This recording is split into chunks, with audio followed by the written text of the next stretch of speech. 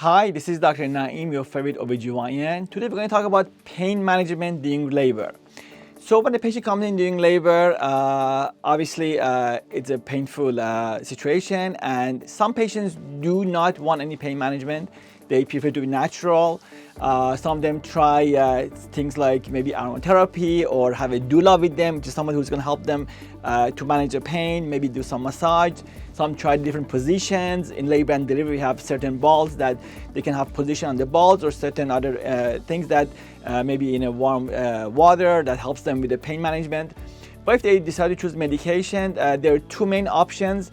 One is IV pain medication, such as morphine or demerol, which it does go to the mother, and it can also go to the baby.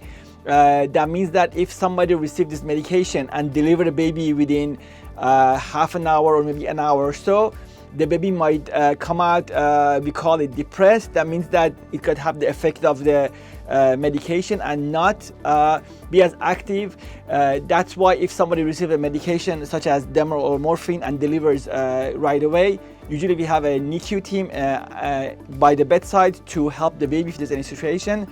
And also most nurses, they don't give this medication when the patient is about to deliver or within an hour or so. When I say the nurses, because the medicine is given to the patient by the nurse, the patient have standing orders. So it's not the physician that gives order every time.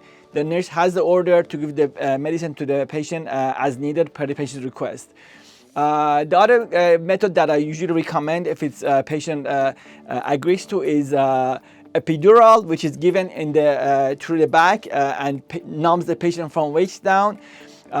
This can be given to a patient at any time. Certain hospitals or certain doctors might not offer it to the patient when the patient is early labor or less than certain centimeter dilated, like let's say less than 4 centimeter. But in my practice and in our hospital, patient can get this medicine anytime, even if they're closed or starting induction or early labor, they can have it.